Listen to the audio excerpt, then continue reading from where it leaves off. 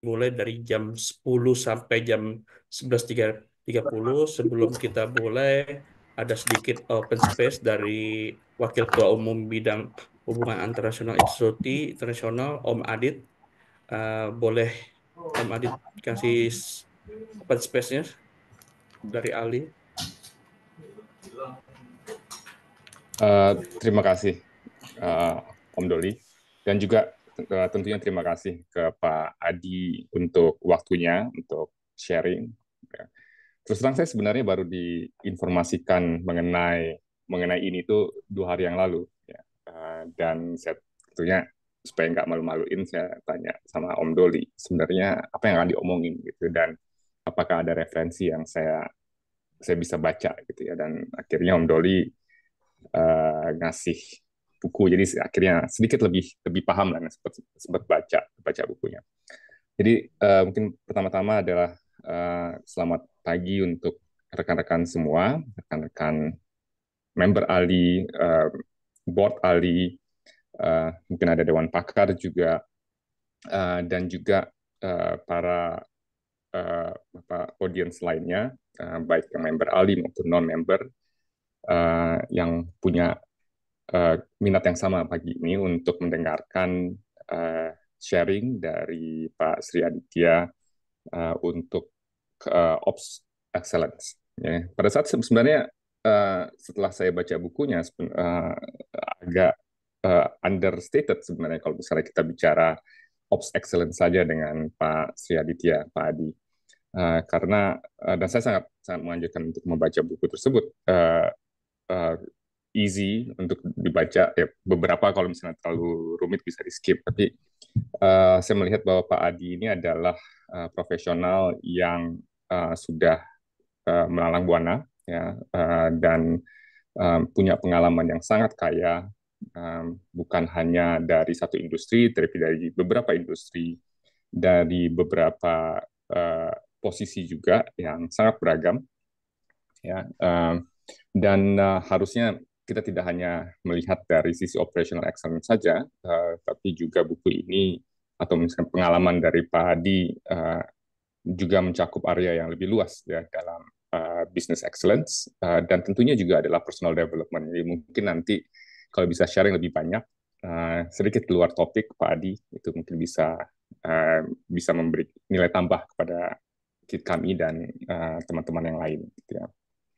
Nanti mungkin saya yakin Pak Adi akan banyak mereferensikan pada bukunya, dan di buku itu sangat beragam ceritanya, dan yang menarik itu bukan hanya cerita tentang sharing saja, tapi banyak sekali cerita-cerita tersebut yang dihubungkan dengan best practice, lesson learn, ya, dengan teori, tapi juga ada prakteknya. Jadi sangat-sangat luas sebenarnya.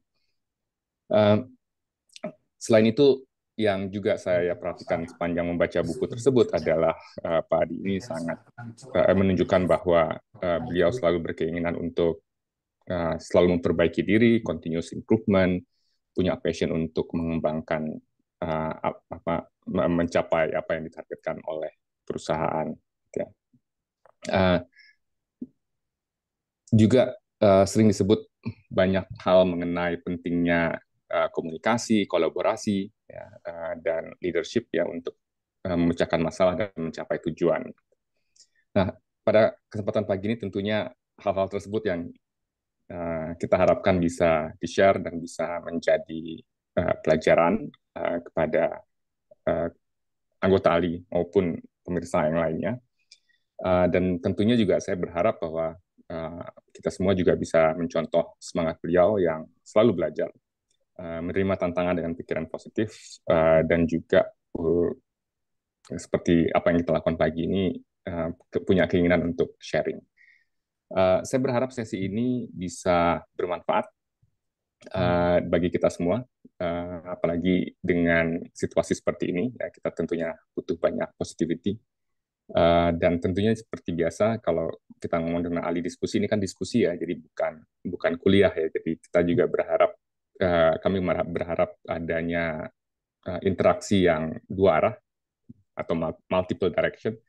Ya, saya yakin Pak Adi kita bisa nanya apa aja, baik yang mengenai pekerjaan, personal development, career development, gitu ya, yang tujuannya untuk memperkaya.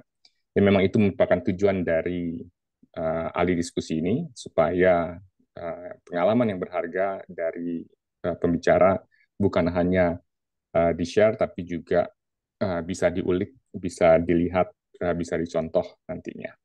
Sekali lagi terima kasih untuk kesempatan yang diberikan ini Pak Adi, dan juga kepada teman-teman semua para yang hadir untuk waktunya. Semoga tentunya sesi pagi ini bisa bermanfaat untuk kita semua. Terima Amin. kasih.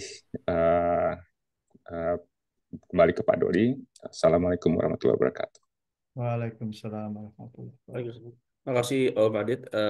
Untuk acara ini nanti Pak Adit mungkin ngasih materi Pak ya sekitar kurang lebih 20 menit. Jadi setelah acara materi pemberian, silakan mengajukan pertanyaan, boleh mengasihkan raise hand agar diskusi ini lebih menarik lagi seperti itu. Baik, kita mulai. Silakan Pak Adi. Baik, Assalamualaikum warahmatullahi wabarakatuh. Salam Waalaikumsalam. sejahtera untuk kita semua. Alhamdulillah, pagi ini kita diberi waktu dan kesehatan untuk bisa bersama-sama berdiskusi ya untuk kali ini. Dan tadi sepertinya semuanya sudah diborong Pak Aditya nih. Jadi kalau mau langsung tanya jawab juga sudah bisa nih kayaknya ya. Tapi eh, karena saya juga sudah mempersiapkan beberapa slide nih, jadi eh, mohon izin untuk apa sharing slide saya dulu ya. Baik, Bismillahirrahmanirrahim. Rabbi shrah li sadri wa yassir li amri wahlul 'uqdatam min lisani yafqahu qawli.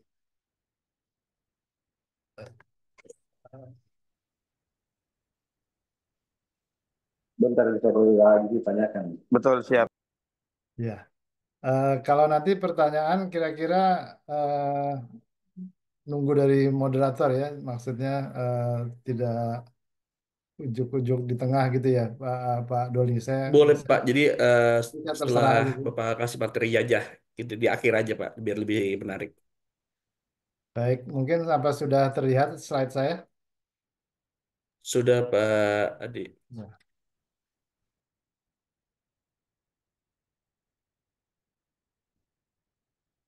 Jadi mohon maaf ini bukan untuk menyombongkan diri atau astagfirullahaladzim ya.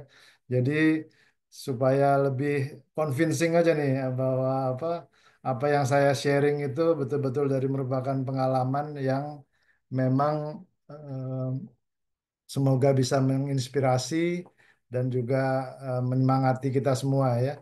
Jadi saya eh, sempat menjadi dirut satu perusahaan yang pendapatannya lebih dari 500 juta dolar ya, jadi lebih dari 8 triliun kalau sekarang. Kemudian juga saya pernah menyelesaikan sebuah proyek waktu itu yang proyek yang lebih daripada 2 triliun yang merupakan membuat bahan fiber yang sustainable. Jadi seperti baju yang saya pakai ini bahannya bukan kapas, tetapi ini dari kayu dan sustainable. Ya, mereknya sih Eiger, tapi sebetulnya bahannya ini produksi kami yang di-branded dengan Ecovero ya. Jadi um, fiber buatan dari kayu. Kemudian saya sempat menjadi pimpinan operations di beberapa negara. Tadi sempat juga Pak Aditya juga sempat menyatakan seperti ini. Jadi di Cina, di Thailand, di eh, Malaysia. Sebetulnya juga mau ke Vietnam waktu itu, tapi kena COVID ya dan pulang. Tapi ya Alhamdulillah di Indonesia juga ada beberapa pekerjaan yang memerlukan saya ya saat itu. Dan juga bahwa saya pernah menjadi pimpinan Operational Excellence di Asia Pasifik untuk perusahaan yang lama yang mengkoordinasikan peningkatan atau improvement di 31 manufacturing sites ya. Mulai itu Cina, India, Australia, Indonesia, Singapura, dan lain-lain. Dan saya sendiri ikut dalam 22 assessmentnya. Kemudian juga tentunya saya punya tim yang saya bagi-bagi juga untuk masing-masing mensupport beberapa site di sana ya. Dan itu juga nanti yang mungkin akan bisa menjadi sharing saya saat ini. Dan ya umur jalan terus. Jadi saya pikir bahwa tentunya pengalaman saya ini semoga bisa menjadi inspirasi juga untuk khususnya generasi muda ya atau generasi tua juga yang masih sangat aktif gitu. Nah, itu makanya saya memberanikan diri untuk membuat buku. Buku tersebut memang dibuat juga tidak terlalu kompleks dalam arti kata teori-teorinya kalau ingin yang lebih eh, betul-betul detail silahkan mencari di buku-buku atau hire consultant atau hire saya gitu ya. Tapi tapi buku itu sendiri dibuat menjadi satu perjalanan karir di mana juga menceritakan bagaimana saya feeling saya atau perasaan saya pada saat saya melakukannya gitu ya. Semoga itu juga menjadi satu bagaimana excitednya saya melakukan hal-hal improvement tersebut. Jadi itu yang ingin disampaikan di buku tersebut sehingga para pembaca juga waktu membacanya mudah-mudahan juga menjadi terinspirasi untuk bersemangat terus ya melakukan improvement-improvement tersebut. Baik, mungkin karena buku tersebut agak panjang, tapi nanti kita tidak membatasi pertanyaannya apa saja.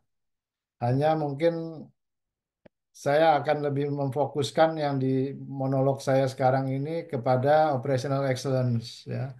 Operational excellence yang hubungannya mungkin dengan world class operations gitu. Jadi ya mungkin kita pernah mengalami hal seperti ini gitu ya, bahwa head operationsnya bilang, waduh, saya sibuk setiap hari nih melakukan problem solving. Mungkin bangga ya bisa melakukan problem solving setiap hari, tapi uh, itulah kesibukannya setiap hari gitu. Karena misalnya masalah produksi, logistik, customer complaint, semua masuk sampai ke level kepada head of operationsnya. Atau juga finance controller kita gitu ya. Kan di semua perusahaan sekarang cost saving itu dikejar ya. Tapi mungkin hasilnya itu tidak sebaik apa yang diharapkan dan hanya bagus di PowerPoint. Kemudian pemborosan berulang atau saat ini bagus, pada saat fokus ke tempat yang lain ah, kembali lagi menjadi suatu pemborosan. Nah, kemudian mungkin HR Director yang juga mengeluh bahwa karyawan-karyawannya eh, disiplinnya selalu menurun, macam-macam seperti itu. Dan juga para manajer supervisor ini juga sangat sering nih ya bahwa waduh kita sibuk nih meeting setiap hari, tidak ada waktu untuk coaching atau melihat operasional langsung di Gemba. Mungkin ini hal yang cukup sering kita alami setiap hari ya. Kalau yang tidak mengalami hal ini ya tandanya Anda beruntung sekali. Baik, nah, sekilas tentang isi buku sebelum mungkin masuk kepada materi yang ingin saya presentasikan.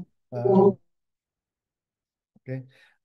Jadi ada 5 bab eh, besar di situ. Yang pertama yaitu tentang pengembangan tim internal dan eksternal. Bagaimana perlunya itu dalam kita bekerja berorganisasi. Tapi di sini juga ada juga bagaimana passion kita sendiri untuk self development, ya. Dan juga tentunya development dari people atau tim kita di situ. Kemudian yang bab B-nya itu tentang karakter-karakter dalam pengembangan karir. Ini waktu itu ditanyakan, jadi bagaimana kira-kira yang perlu. Jadi saya di situ juga mencoba untuk mendaftar, membuat daftar gitu kira-kira karakter-karakter bagaimana yang juga penting ya untuk kita selalu dapat melakukan yang terbaik pada peranan kita saat ini, tapi juga bisa membantu kita untuk bisa mengembangkan karir ke depan. Kemudian yang C itu tentang change management, di mana saat itu saya juga melakukan turnaround kepada suatu perusahaan yang hampir ditutup, tetapi akhirnya bisa menjadi perusahaan yang dengan terbaik dalam hal cost dan juga dalam kualitas produk untuk para customernya ya.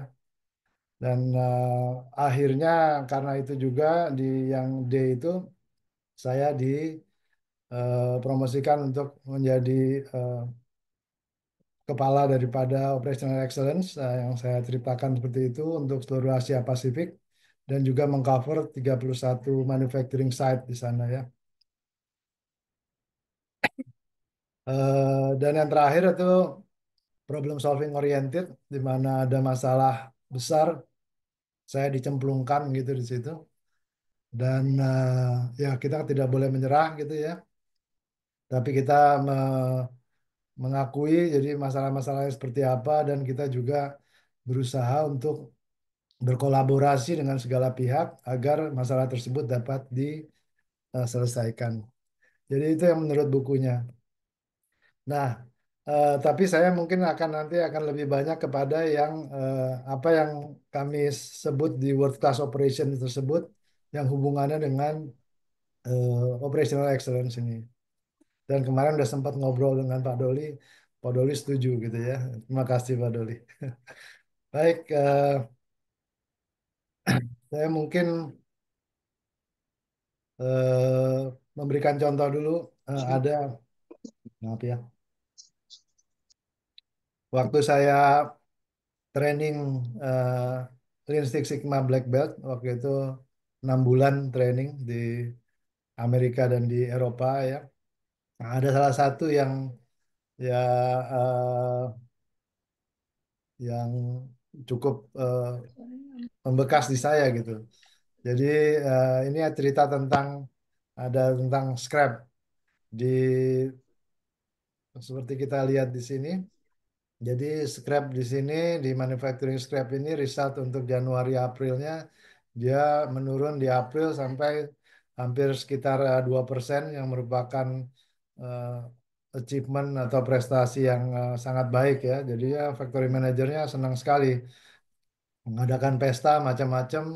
Kemudian juga oke, kita harus bangga tentang hal ini. Tapi setelah itu ternyata naik nih ya. Wah, si factory manager ini langsung berkata, waduh, tandanya saya nggak boleh baik-baik nih sama orang nih. Sekali ya orang dibaikin, uh, melunjak nih. Jadi naik lagi nih scrap kita gitu ya. Nah, jadi seperti itu. Akhirnya terus nih sampai Oktober tinggi sekali 8%. Wah, ini udah perlu nih semuanya nih harus dihajar bener-bener nih untuk bisa eh, eh, betul-betul disiplin dalam pekerjaannya. Jadi dia panggil semua orang special meeting, gebrak meja, dia bilang pokoknya kalian semua harus perbaiki ini scrap. Ya, seperti itu. Begitu dia keluar, para manajernya sendiri, mereka kan pada punya ini ya, apa KPI sendiri gitu. Jadinya dia pikir ya apa nih, udah dia cuma bilang kepada karyawannya kurangin scrap seperti itu ya. Nah, terus ternyata menurun ya, menurun. Wah, si factory manajernya senang lagi. Wah, itu tandanya nih, udah saya kerja ngerasin aja semua orang biar mereka baik seperti itu. Jadi pelajarannya seperti itu. Tapi ternyata kalau kita juga mengetahui apa yang disebut dengan systemic fluctuation seperti itu ya di eh, statistik proses kontrol. Jadi sebetulnya ini semuanya ini hanyalah systemic variation ya, systemic variation di mana eh, semua ini adalah hal yang wajar sebetulnya. Jadi si manajer ngirain bahwa dia benar, tapi sebetulnya semua ini ya naik turun di dalam sistem tersebut. Kalau hal ini diserahkan kepada operator, sebetulnya tidak akan ada improvement karena ini bukan ranahnya operator. Sistem itu bukan ranahnya operator. Ranahnya operator itu adalah kalau dia situational eh, problem gitu ya. Kalau misalnya ada reject, ada macam-macam yang keluar daripada eh, upper critical level atau lower critical level ini gitu. Ya mungkin itu sedikit pembukaannya ya. Nah, sekarang kita kembali ke Ngikutin saya. Oh iya. baik. Saya kembali jadi itu sedikit ilustrasi. Nah, kembali lagi kepada typical problems di office nih. Mungkin dari top management setiap hari sibuk dengan customer complaint, late delivery, production rejects, high absenteeism, incident. Jadi dalam hal problem solving itu yang paling sibuk itu adalah top management setiap hari. Karena semuanya akhirnya larinya ke top management tanpa bisa diselesaikan di eh, level-level yang sesuai sebetulnya dengan masalah-masalahnya. Di middle management sendiri, mereka juga punya masalah, misalnya too many meetings, karena sedikit-sedikit dipanggil sama bosnya, atau sedikit-sedikit anak buahnya ngelapor, ya, sehingga dia nggak punya waktu, sehingga akhirnya problemnya nggak selesai-selesai, naik ke atas ya, ke top management seperti itu. Dan tentunya conflicting schedule jadinya. Ya. Ya, kalau di shop floor sendiri, karena mereka sendiri memang hanya disuruh kerja tanpa di, diberikan skill problem solving untuk masalahnya, ya mereka hanya yang ngerjain rework, scrap, atau mungkin ya kadang-kadang masalah pribadi ya, jadinya pinjol macam-macam seperti itu. Ya, nah ini yang typical daily problems in the office-nya. Nah, sebetulnya apa yang operational excellence itu yang di world class operation yang kita mau? Kita mau ingin punya tiers of problem solving.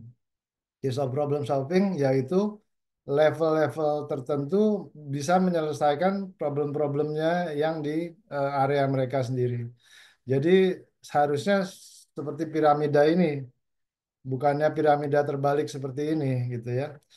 Jadi masalah-masalah di produksi yang situational problems, apakah itu eh, adjustment, kemudian pokoknya hal-hal yang rutin terjadi sesuai bisa mempunyai misalnya problem solving, jadi troubleshooting diagram semuanya sehingga bisa diselesaikan oleh timnya di shop floor sendiri. Dan itu memang adalah 70% daripada uh, daily problems ya. Semuanya itu biasanya situational problems.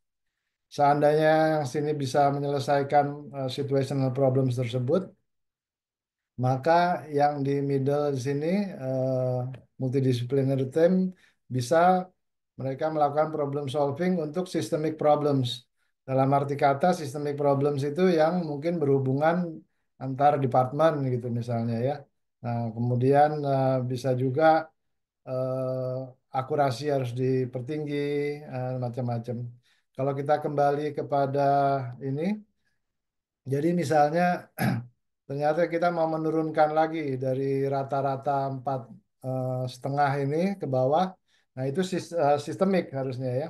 Jadi middle management itulah yang eh, secara multinational team mereka diberi pelajaran bagaimana problem solving yang baik, apakah itu dengan Six Sigma, apakah itu dengan Lean, ataukah itu dengan best practice yang ada gitu sehingga bisa lebih rendah.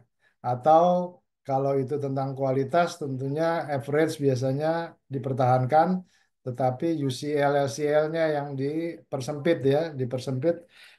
Nah, itu juga merupakan systemic problems di situ. Nah, tentunya kalau 70% sama 20% daily problems ini sudah bisa ditangani oleh level yang tepat, maka di manajemen timnya itu mereka akan bisa fokus kepada strategic issues. Bagaimana mengembangkan perusahaan, bagaimana kemungkinan juga harus ada investasi lagi untuk produk-produk baru, kemudian juga untuk ya cost saving yang lain, ya macam-macam seperti itu mereka akan punya waktu untuk itu. Dan inilah yang menjadi target daripada operational excellence di world class operations tersebut.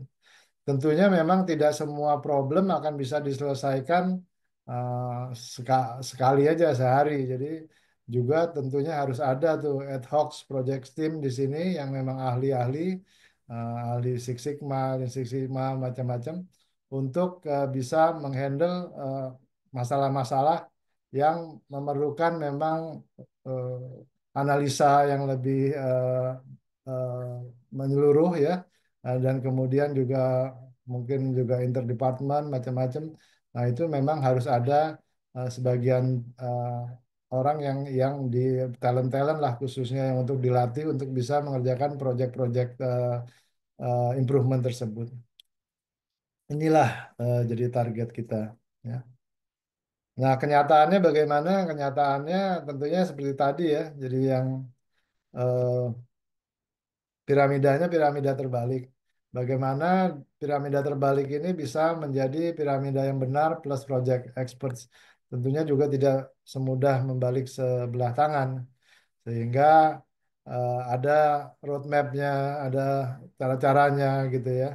Jadi yang pertama tentunya yang middle-nya ini harus eh, dilatih untuk bisa menyelesaikan sistemik problem ya, dan juga untuk bisa mengcoaching shop floor-nya.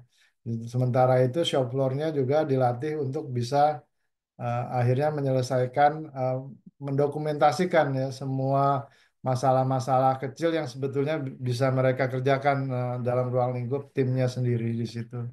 Nah, baru nanti akhirnya eh, yang end end result yang kita mau adalah seperti ini yang tadi saya ceritakan.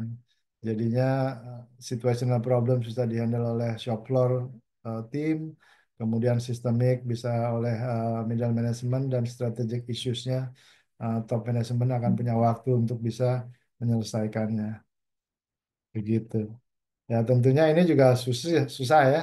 Makanya harus ada juga change management. Jadi saya juga ada cerita sedikit tentang change management di sana. Di situ juga kita punya mungkin satu eh, pegangan ya. Jadi 8 change step dari John Kotter itu ya. Yang pertama adalah bagaimana menciptakan sense of urgency untuk berubah, kemudian bagaimana membuat koalisi yang kuat. Nah, koalisi yang kuat ini juga sangat penting ini karena kalau kita salah membuat koalisi, stakeholders yang penting untuk mendrive atau untuk berkontribusi dan lain-lain itu tidak, atau melatih tidak uh, di involve di situ, ya mungkin ya itu akan sulit change-nya. Dan change itu momentum biasanya. Kalau change itu eh, akhirnya berlarut-larut, berlarut-larut itu biasanya bisa jadinya gagal gitu ya. Jadi setiap momentum harus dibuat. Nah, kemudian setelah ada koalisi, tentunya membuat visi yang bisa menarik kepada orang-orang, nah kepada seluruh seluruh stakeholder di perusahaan tersebut.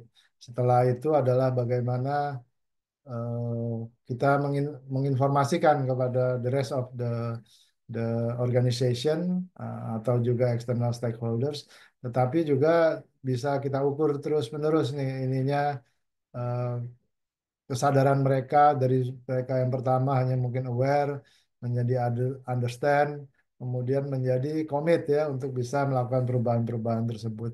Nah, setelah itu tentunya perubahan itu juga makan makan waktu ya. Biasanya yang kami lakukan tuh paling enggak itu 2-3 tahun gitu, paling enggak 2-3 tahun. Nah, tentunya selama 2-3 tahun tuh kalau tidak ada early wins, jadi yang proyek-proyek gampang, cepat yang kita lakukan, kemudian kita bisa share, publikasikan seperti itu jadinya garing ya. Tapi kalau kita bisa lakukan seperti itu, semua orang akan tetap momentumnya terjaga.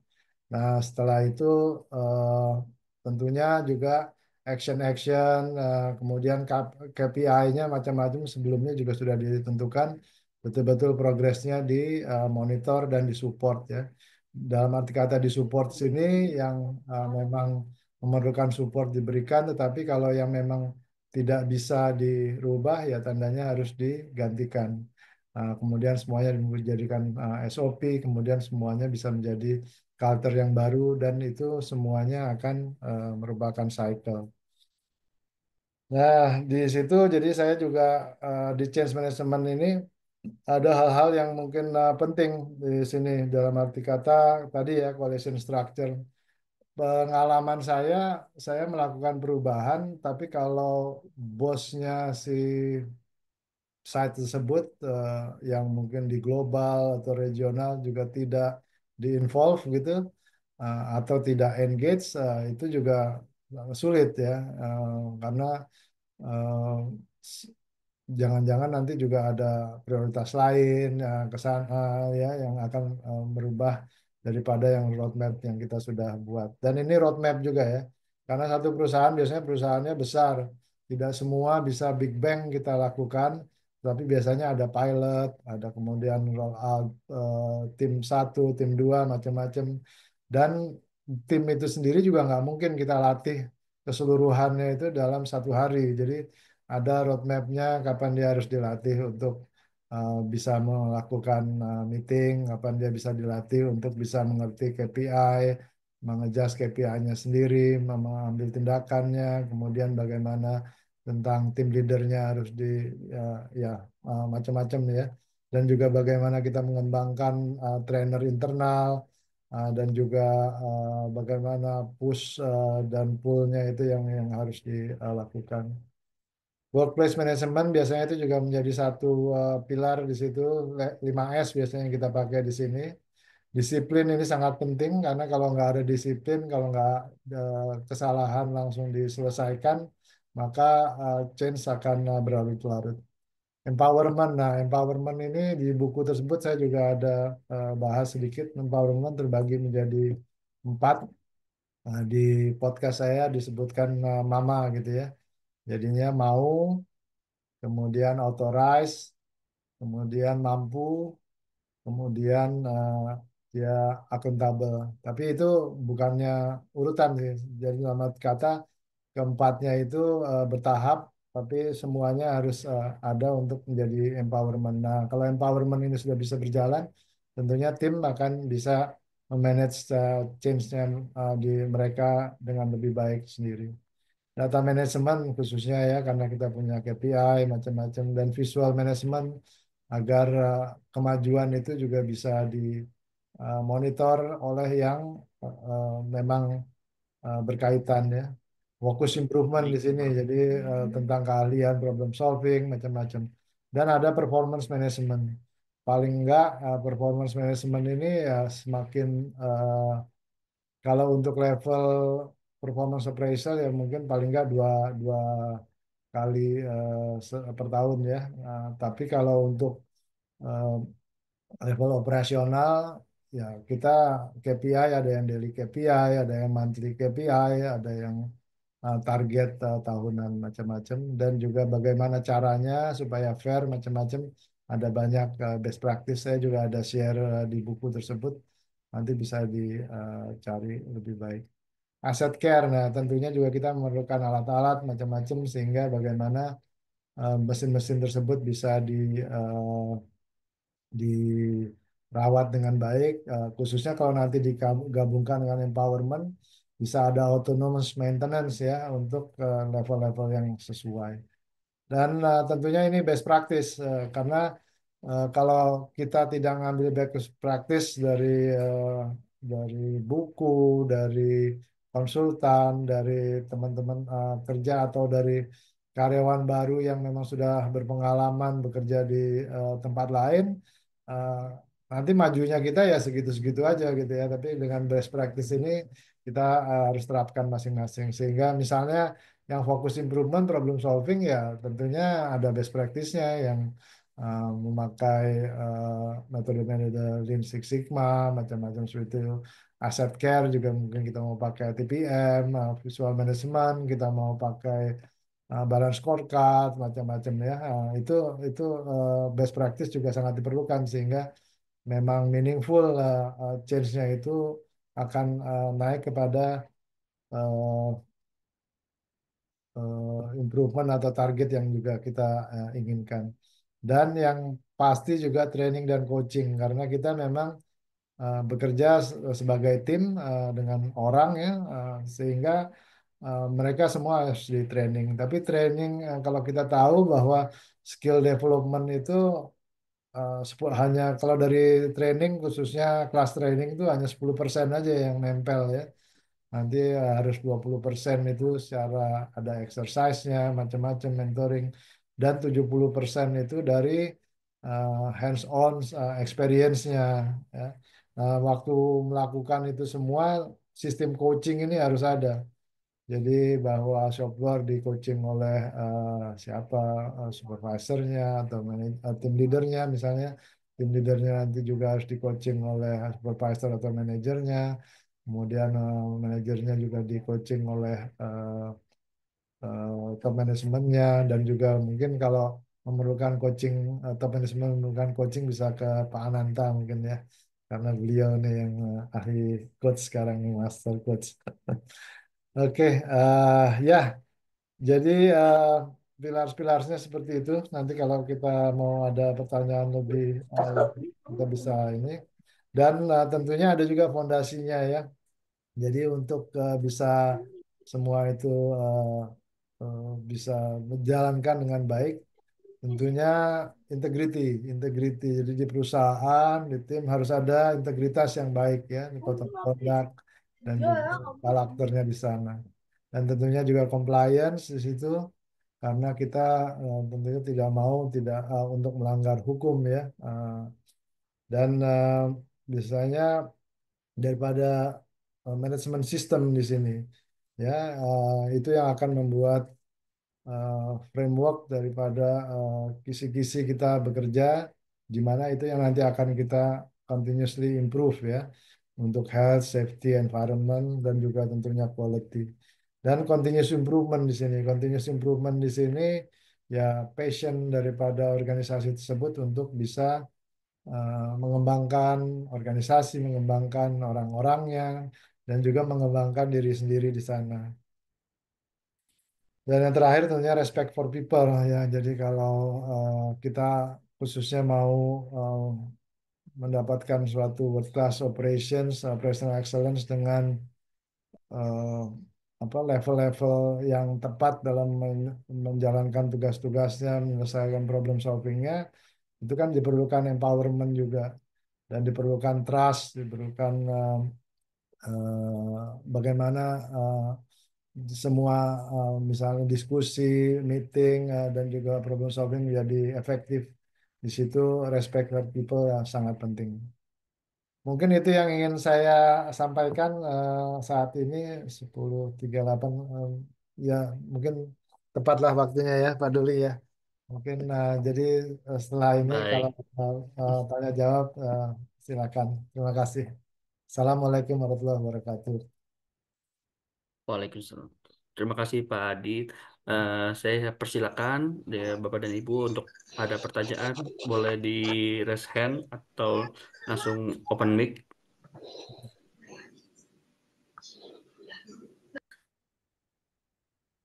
Lalu kalau yang belum baca bukunya bisa ini juga, ini QRIS-nya ada di sini, jadi bisa mungkin pakai QRIS ini bisa baca buku di sana. Nah, dipersilakan Bapak dan Ibu mau melihat eh, buka bukunya.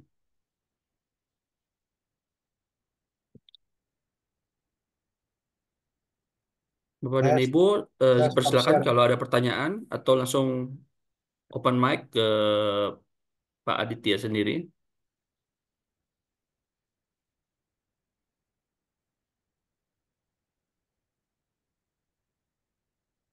Kalau tidak ada pertanyaan, tandanya sudah sangat. Sambil menunggu yang lain, sambil menunggu yang lain, mungkin saya tanya dulu kali ya, Pak Silakan. Adi.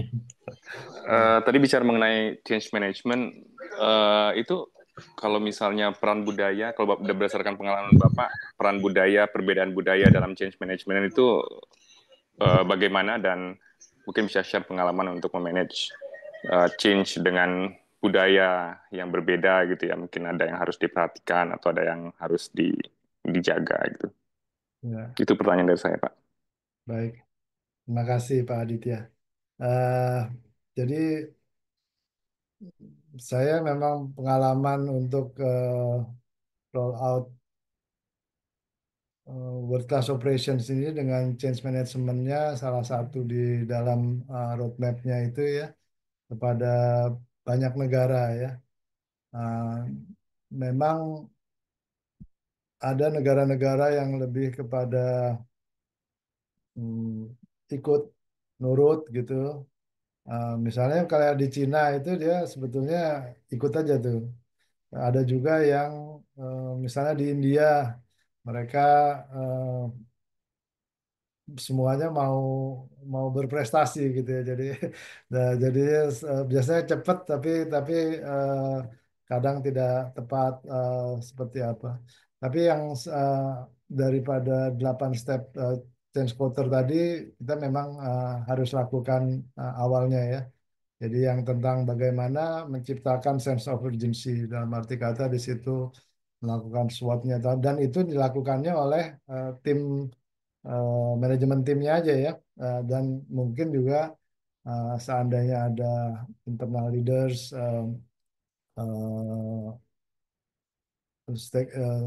jadi apalah kepala pokoknya yang disegani macam-macam bisa kita ikut sertakan juga ya di situ.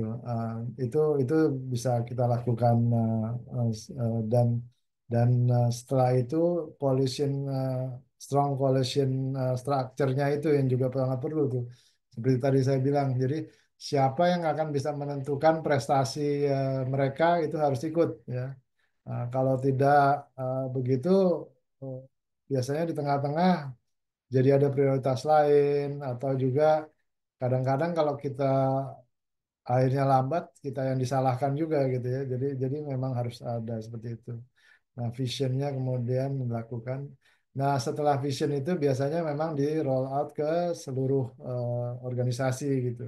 Nah disitulah yang mulai agak berbeda-beda cara-caranya mereka. Nah, cara yang salah satu yang paling efektif yang saya lihat sih mau itu di Korea, di Cina, di India atau di Southeast Asia ini adalah mereka mempunyai satu newsletter atau buletin sendiri yang kita buat sehingga kemudian di sana ditampilkan hal-hal yang prestasi-prestasi ya, kemudian proyek-proyek kecil yang baik macam-macam. Nah itu di mana saja tuh orang berlomba tuh untuk melakukannya itu dan tentunya harus ada filteringnya yang tim yang bisa memfilter. Nah, setelah itu terjadi biasanya pasti eh, pride-nya, kebanggaannya itu mulai dan mereka akan mulai. Ya tentunya yang seperti kita tahu teorinya juga ya, bahwa ada yang early adopter, ada yang apa mau wait and see, mau macam-macam seperti itu. Itu eh, kalau yang early adopternya itu selalu kita promote dan juga dengan sistem komunikasi channel yang bisa mereka rasakan sendiri, eh, biasanya akhirnya semuanya bisa maju. Tapi ya tentunya juga nanti ada sebagian kecil yang memang nggak bisa maju, ya itu yang kita memang harus handle secara khusus. Di performance manajemen itu memang akhirnya yang kita fokuskan adalah mereka yang bagus-bagus dan mereka yang reluctant seperti itu aja sih. Yang bagus-bagus nantinya akan bisa menginspirasi kepada yang lain. Kalau yang reluctant ya tandanya kita memang harus harus carikan jalannya ya. Nah, carikan takdirnya yang benar itu dia seperti apa gitu. Apakah memang di pekerjaan tersebut, di perusahaan tersebut, atau di tempat lain. Bisa jadi takdirnya jadi artis gitu ya. Nah, baik. Mungkin itu yang bisa saya ceritakan. Apakah menjawab sedikit Pak Riki? Ya, terima kasih Pak. Oke, Ada pertanyaan lagi? ada Pak Bapak-bapak? Dali. Ya, Oke, Pak. selamat siang Pak Adit. Selamat siang Pak Wandi. Ini alhamdulillah dulu punya pengalaman juga panjang, cuma memang ini hanya mohon dikoreksi aja. Tadi saya tertarik melihat slide yang level manajemen tadi Pak dengan 12 faktor. Yang Ya. eh, 12 faktor. Jadi ada empat proses tadi. Terus kemudian ada 12 faktor yang gambar ke berapa tadi saya lupa.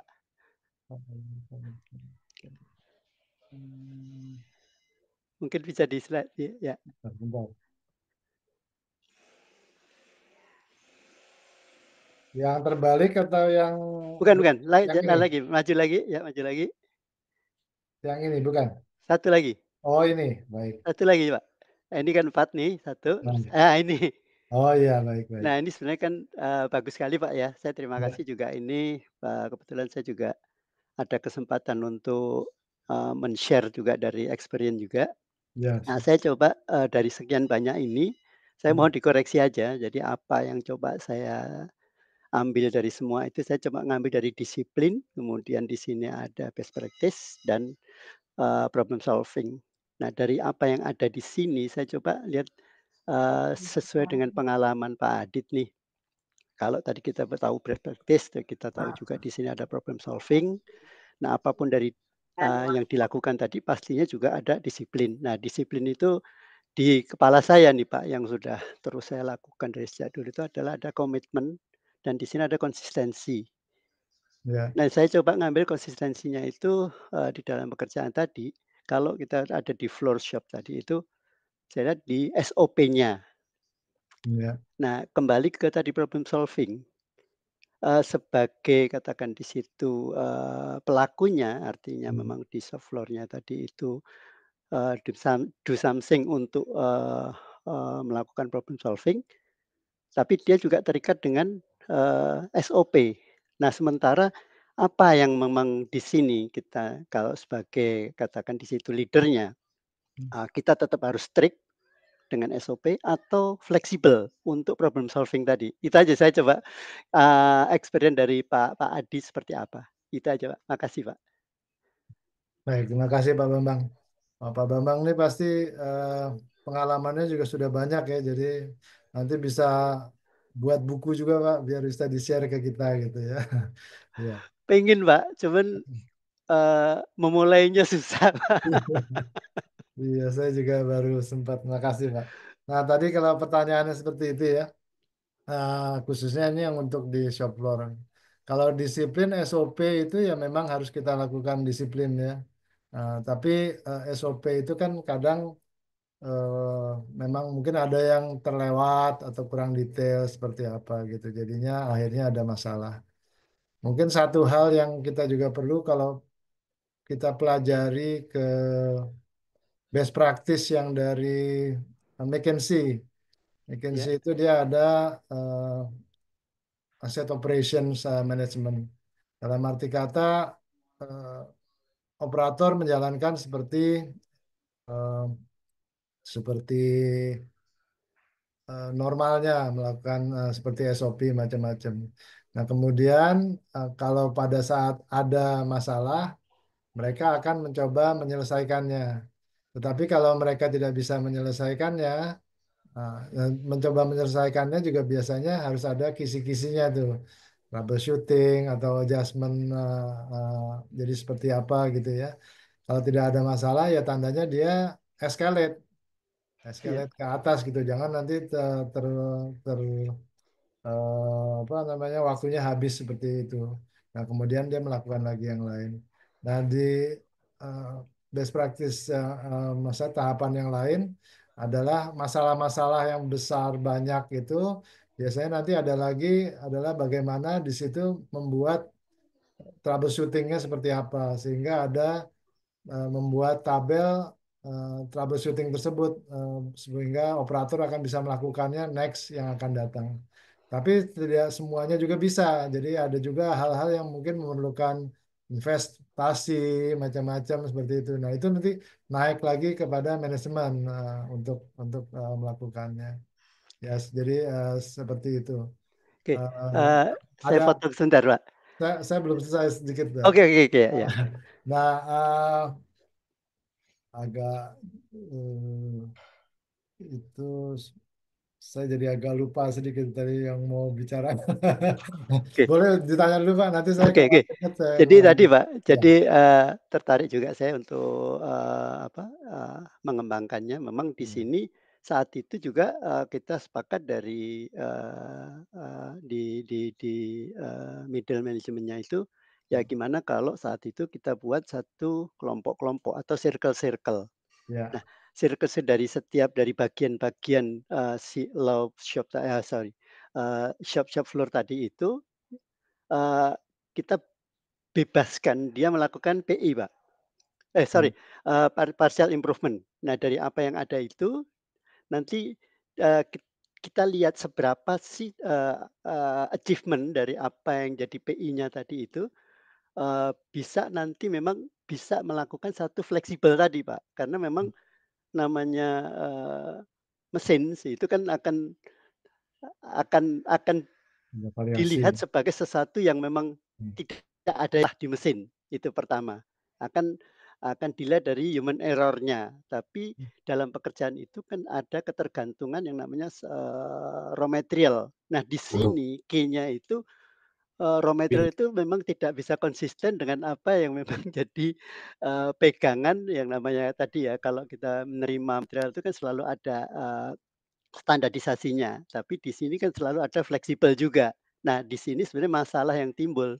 Nah, makanya kita coba kalau dari dulu apa yang jadi tadi way out-nya ya saat itu ya kita coba tadi kita bikin circle-circle dari setiap bagian-bagian kerja, kemudian kita bebaskan dia melakukan partial improvement. Nah, akan ketemu problemnya apa nih, human error atau raw material atau mesinnya. Ya kita ngelihat dari apa namanya, Fishbone-nya kayak seperti gitu, Pak. Mungkin apakah itu juga seperti itu gitu gambaran dari Pak Adit gitu untuk, Ya. way out-nya tadi seperti apa? Ya. Jadi itu tools-tools dari problem solving memang itu diperlukan juga untuk kita menganalisa kemudian mencari root cause ya Ya, daripada masalah tersebut. Ya, nah, tadi ada yang saya agak yang juga mau saya sampaikan. Jadi kalau hal-hal pada dasarnya kan eh, variasi itu ada yang tadi dalam apakah dia dalam sistemik ataukah dia situasional.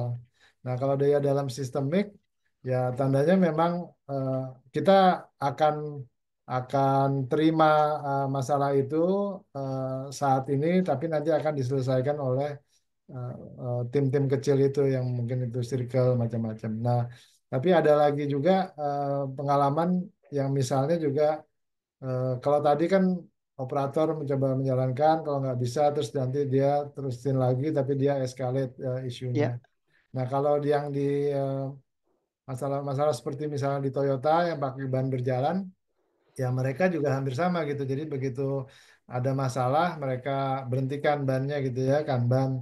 Kemudian supervisornya datang atau kalau berapa menit eh, belum selesai, nanti manajernya juga harus datang seperti itu.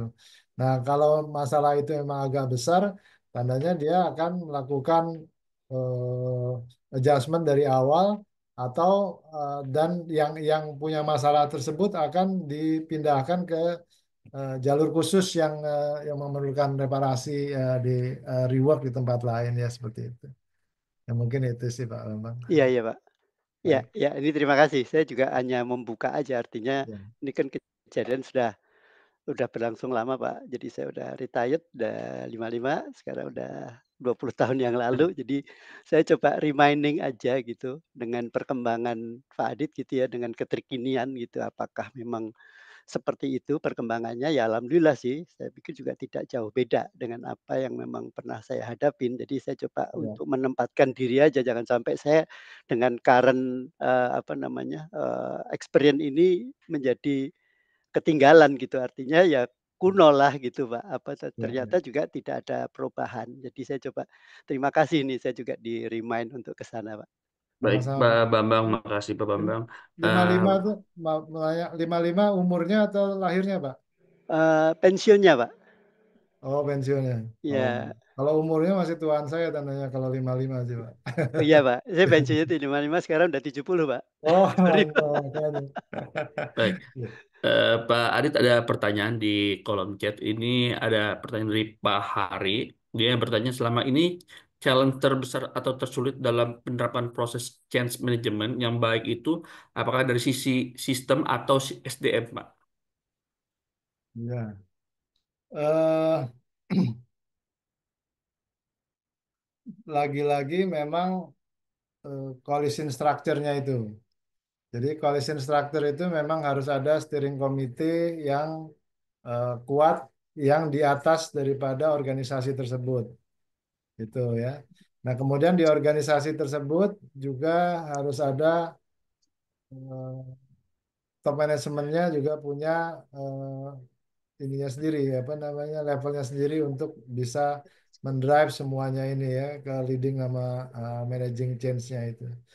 Nah, tentunya harus ada uh, experts yang membantu gitu. Jadi bisa itu konsultan, bisa itu daripada uh, orang-orang global atau regional macam-macam seperti itu. Dan nanti juga eh, dari yang top management itu harus ada lagi nanti task force yang bisa menjalankannya di lapangan, Ada. bisa menjalankan. Dan nanti dari situ harus ada trainer-trainer, jadi internal trainer, kemudian juga mungkin trainer dari luar, ya, macam-macam seperti itu. Nah, kalau semua ada yang, kalau semuanya itu komplit, biasanya berjalan bisa baik. Nah, tentunya eh, sesuai dengan komitmennya juga ya, jangan ada tapi tidak berkomitmen gitu. Tapi kalau ada yang tidak ada gitu, misalnya level di atas organisasi tersebut nggak ada gitu ya. Kadang-kadang terusnya si manajemen ini kan terus punya prioritas baru lagi nih, ke yang lain gitu. Akhirnya jadinya terbengkalai. Atau kalau task force-nya nggak ada, dari manajemen mau melakukan tapi langsung komunikasi kepada bawah juga susah gitu ya. Dan dari komunikasi yang channel komunikasi itu juga harus berjalan dengan baik. Itu saya juga pernah ngalamin di perusahaan yang 3 shift gitu ya, ribuan orang.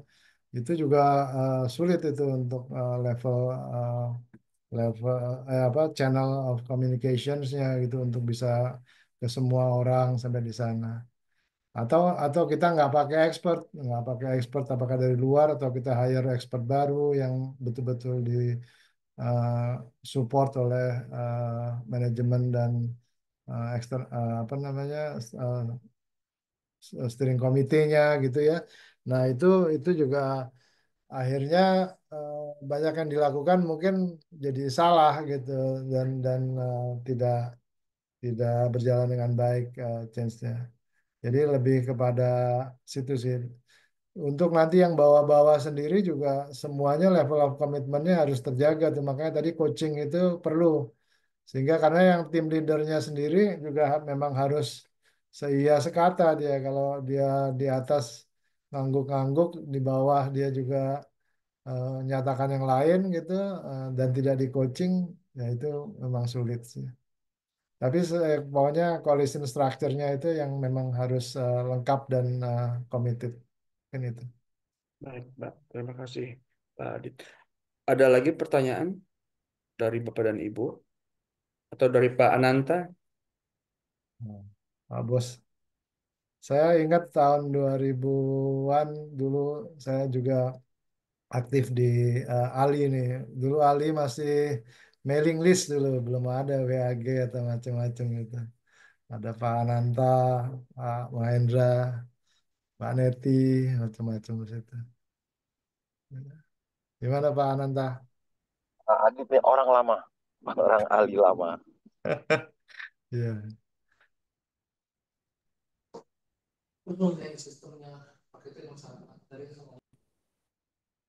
Bapak Ibu ada pertanyaan lagi? Masih ada waktu. Silakan Ibu Winanda. Baik, sebelumnya terima kasih Pak Doli dan Pak Adit atas kesempatan yang diberikan. Izin memperkenalkan saya Winanda.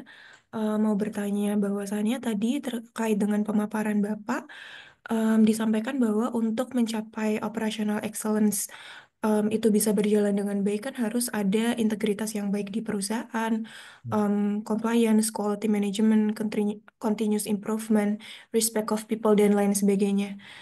Nah, em, bahwasanya saat ini kan kita hidup dan juga industri-industri itu berjalan berdampingan dengan em, teknologi yang semakin maju. Pertanyaan saya, sejauh mana sih teknologi digital ini dan juga otomatisasi itu berkontribusi terhadap pencapaian operational excellence dalam proses bisnis yang modern dan juga bagaimana pendekatan operational excellence ini dapat disesuaikan untuk berbagai jenis industri dengan karakteristik operasional yang berbeda-beda. Sekian Pak, terima kasih sebelumnya. Ya. Baik, terima kasih Mbak Winanda. Pertanyaan bagus sekali ya. Foundations eh, dia dia sebetulnya kalau tentang teknologi memang dia masuk kalau saya masukinnya sih ke dalam pilar sih di sini gitu ya. Karena nanti kalau di eh, semua ini akan didukung oleh teknologi, misalnya itu juga performance management, kemudian juga focus improvement, visual management, data management gitu ya. Itu di di kemudian juga training dan coaching itu juga akan didukung di sana. Nah, tentang prosesnya sendiri memang eh, yang berhubungan dengan machiningnya macam-macam itu juga sangat didukung oleh teknologi, khususnya kalau memang untuk bulk production atau itu massive activities di insurance, di eh, banking, di macam-macam seperti itu.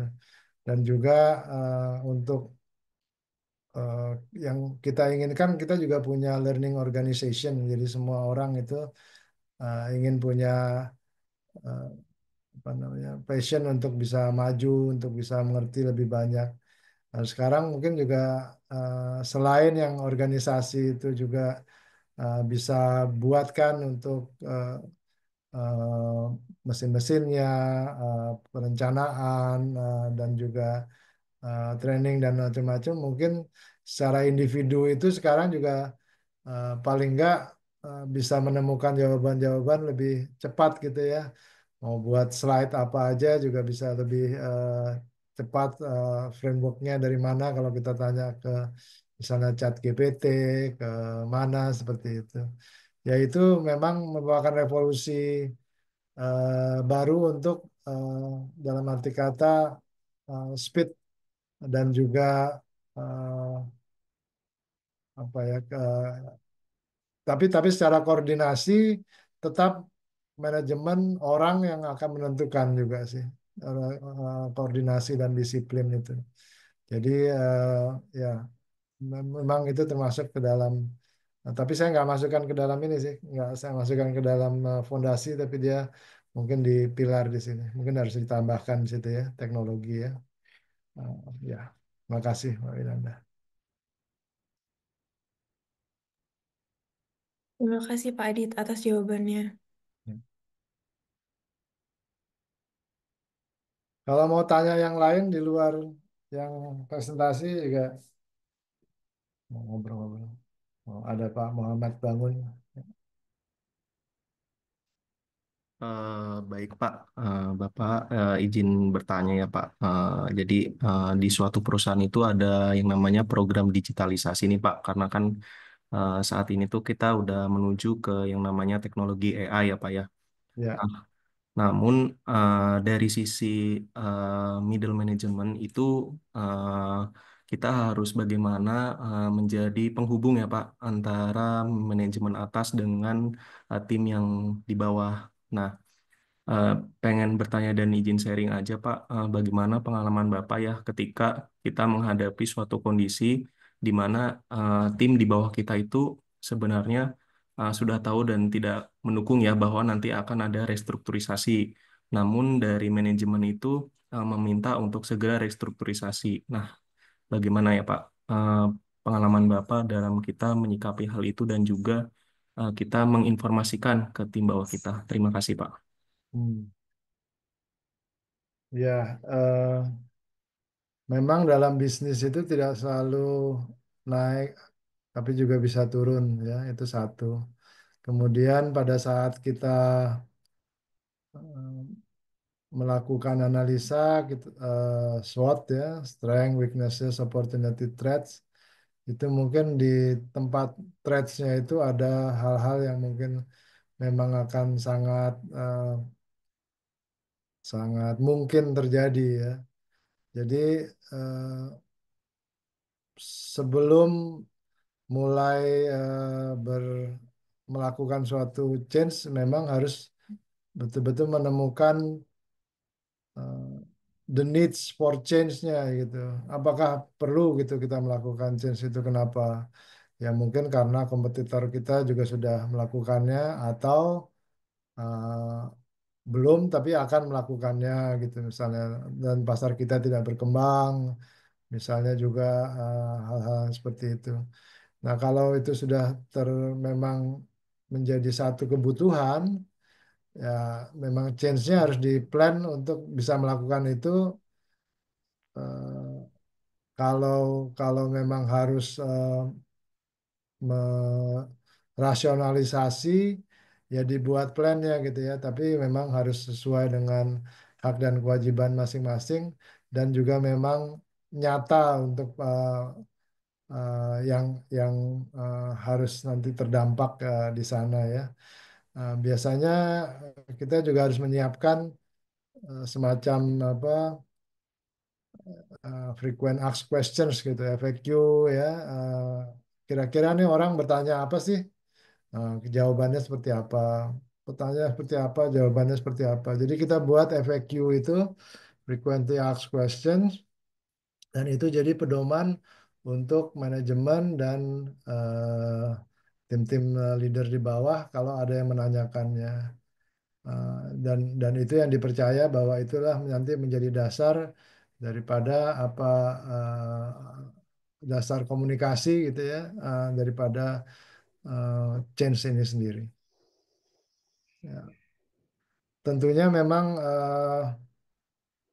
semua perlu waktu dan pada saat kita belum dalam krisis adalah sangat bagus untuk berusaha mulai melakukan change-nya itu dengan empowerment macam-macam ini dimulai dari sekarang gitu. Tapi kalau memang sudah krisisnya sudah berjalan, ya memang mau nggak mau sih Pak.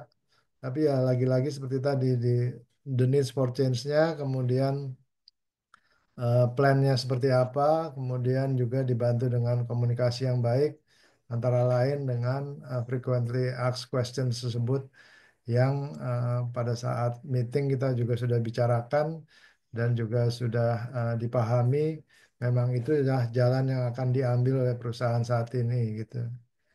Ya. Baik Pak Muhammad Bangun. Oke. Mohon uh, interrupt sebentar Pak. Ya, Pak Muhammad Bangun, mungkin nanti bisa ngobrol Pak. Saya ada experience yang sekarang lagi berjalan di Unilever. Apa yang jadi pertanyaan Pak Muhammad nanti kalau di luar ini karena ini penuh Ya, banget. Terima Oke. kasih Pak. makasih Pak. Makasih Pak. Ya, Pak Adit, thank ada you Pak. pertanyaan dari chat Pak ya. Bisa saya sebutin Pak. Jadi dari Pak Irfan Surahman ini izin bertanya apakah perbedaan antara manajemen representatif dan operasional operasional excellent atau sama saja sejenisnya Pak. Mohon advice-nya. baik. Manajemen representatif itu biasanya diminta oleh ISO ya, atau sistem manajemen. Jadi karena bagaimanapun juga misalnya nanti ada audit, ada itu akan diperlukan person in charge-nya PIC di perusahaan untuk yang ditanya dan juga bertugas untuk mengkoordinasikannya. Jadi dan itu merupakan peran sih, bukannya merupakan posisi gitu ya. peranan. Jadi role not a position. Bisa jadi bahwa si eh, manajemen representatif ini nanti akan menjadi head of operational excellence karena dia misalnya head of apa namanya operational ex- excellence manager di sana atau dia itu quality manager tergantung daripada ini sih apa besarnya perusahaan tersebut gitu ya. Tapi yang pasti biasanya kalau di manajemen representatif seandainya itu adalah ISO yang occupational health and safety, ya biasanya manajemen representatifnya ya safety manager gitu. Kalau itu ISO 9000 quality management system, ya manajemen representatifnya quality manager gitu ya. Nah, eh, tapi kalau ternyata perusahaannya kecil aja, ya bisa dia juga gitu nanti operational excellence. Tapi nanti kalau dia perusahaannya cukup besar, ya operational excellence mungkin perlu eh, orang khusus lah untuk situ ya, karena memang tools-toolsnya juga improve macam-macam ya. Eh, harus harus bisa dipelajari oleh operational excellence ini ya. Ya mungkin itu sih. Pak. Eh, Selanjutnya Pak, pertanyaannya Pak, saat kita baru memasuki middle management level, terkadang kita harus menjadi single factor tanpa ada bantuan dari top management level dan dapat push dari bawah. Bagaimana agar kita tetap confidence dengan problem solving yang kita berikan Pak, padahal masih minim pengalaman. Seperti itu. Hmm. Eh, bisa diulang lagi Pak Deli, maaf pertanyaannya. Jadi dia baru masuk ke middle management Pak. Jadi dia sebagai single factor menurut mereka kan, tapi tidak dapat dukung dari top management, tapi dia Hmm. dapat push dari tim bawah floornya sih Pak seperti itu. Bagaimana memberikan problem solving yang kita berikan, tetapi kita masih minim pengalaman Pak. Baik, baik. Ya, eh, yang pasti kita bekerja, kita selaraskan tujuan kita juga dengan tujuannya bos kita gitu. Jadi mungkin hal yang pertama adalah ngobrol dengan atasan, dengan manajer situ tentang rencana-rencana macam-macam. Nah, kalau dia sudah setuju, baru nanti kita bisa. Jadi kalau di eh, coaching coaching metodologi ada yang namanya grow gitu ya. Jadi eh, kita kita mungkin punya goals, grow ini goals. Kemudian kita realitanya sendiri nanti bagaimana gitu. Tapi eh, terus apa-apa yang kita bisa eh, lakukan di sana.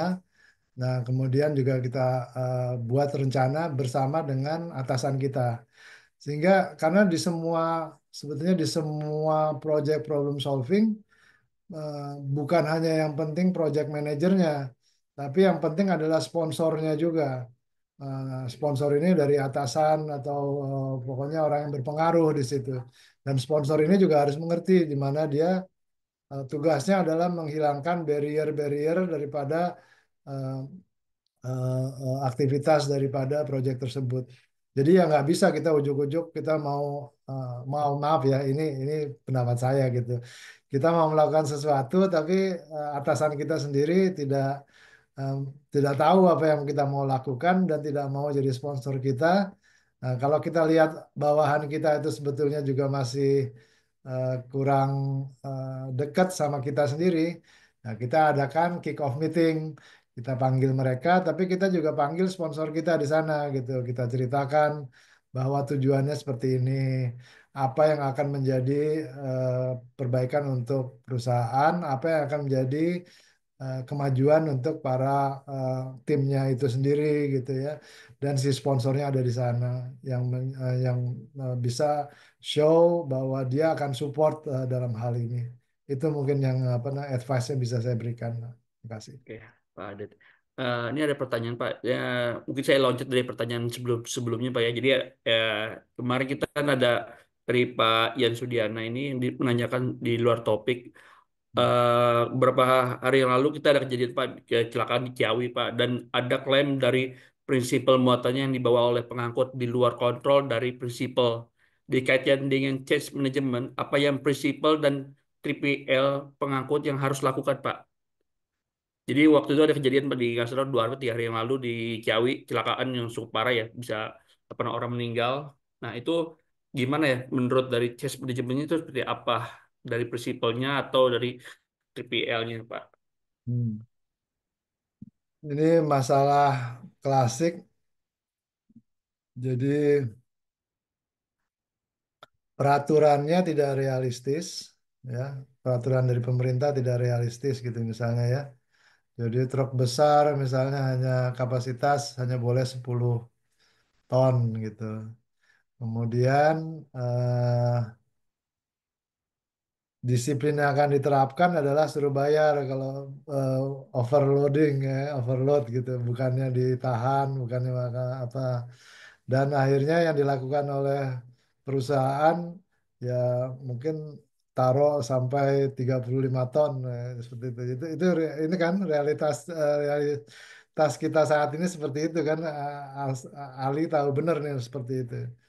Eh, Memang jadi susah. Eh, tapi sebetulnya kalau kita mau balik-balik ke integritas, eh, saya susah juga ngomong nih. Nanti saya tidak compliance ya.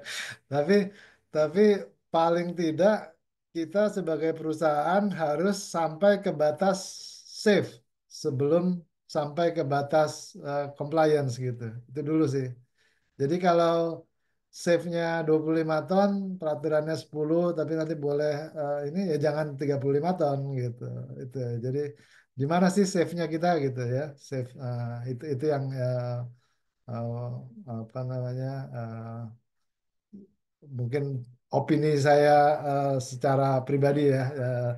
Jangan, tapi saya bukan untuk menyarankan tidak mengikuti hukum lah seperti itu. Tapi paling tidak kalau secara akal sehat adalah dan juga kita ingin melindungi daripada orang kita dan juga mungkin stakeholder yang ada di jalan atau di mana-mana adalah prinsipnya adalah kita di batas safe, di batas keamanan. Gitu. Baik, mungkin itu. Terima kasih. Eh, ada 3 pertanyaan lagi, Pak.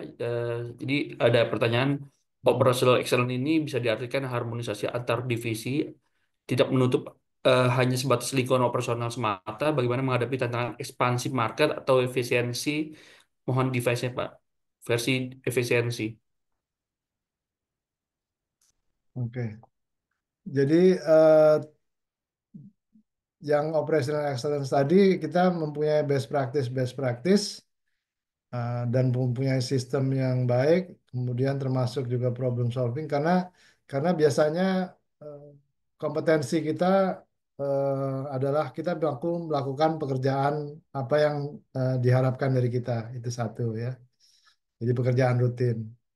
Yang kedua jadi technical itu ya.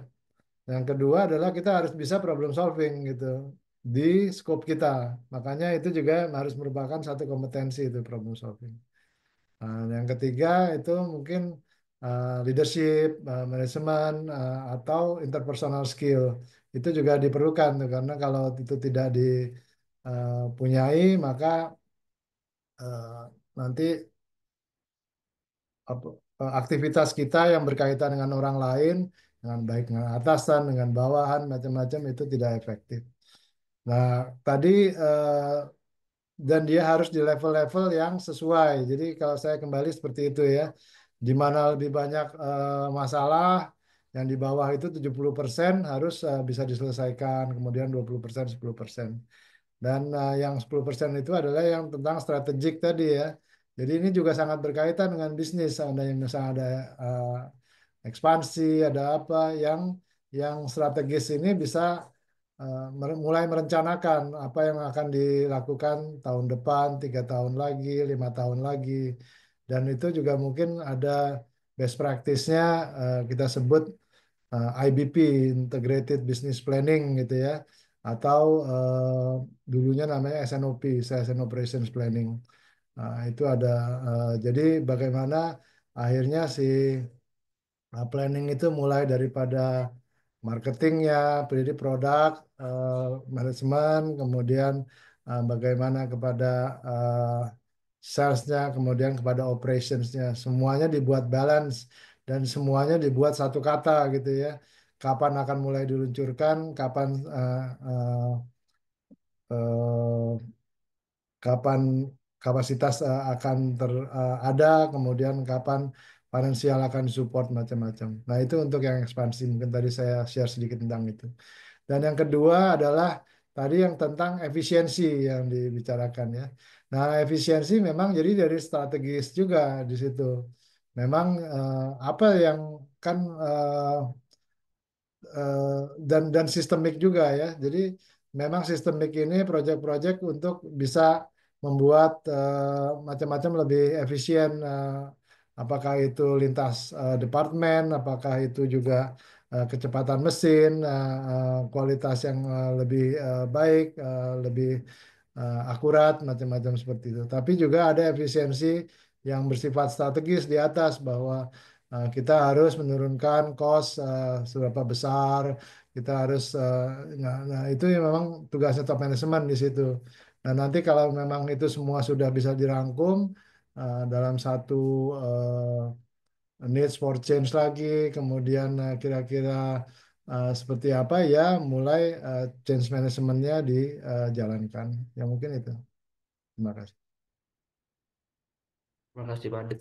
Ada pertanyaan dari Bapak dan Ibu secara langsung ke Pak Adit atau pertanyaan lagi dari chat saja? Oke Pak, lanjut aja Pak dari pertanyaan dari chat Pak. Maaf di luar topik, bagaimana langkah untuk mengatasi perbedaan aturan yang sudah ada di lapangan dengan aturan yang menjadi acuan dasar semua perusahaan di Indonesia, khususnya terkait jam kerja maupun overtime dalam delivery? Hmm. Eh, ya itu susah-susah gampang, tapi pada dasarnya lagi-lagi sebetulnya harus dipetakan juga ya, dipetakan s- bisnis kita ini mau seperti apa sih gitu ya, dan kenapa kita mau melakukannya gitu misalnya. Jadi tentunya harus ada keuntungan dengan kita melakukannya. Jangan nanti yang seperti tadi saya balik kepada pada hal ini bahwa akhirnya jadi komplain, jadi macam-macam. Jadi top manajemennya akhirnya sibuknya juga dengan urgen-urgen ini yang tidak ada eh, apa namanya semacam bisnis prosesnya, bagaimana mengambil keputusan di situ. Padahal seharusnya itu bisa diambil keputusan di awal. Ya tentunya kalau sekali-sekali aja gitu ya, misalnya big customer akhirnya harus ada cepat, harus ada apa ya itu udah satu hal yang biasa. Tapi kalau setiap hari akhirnya ada urgent, ada ini akhirnya memang tandanya yang urgent itu bukan urgent lagi.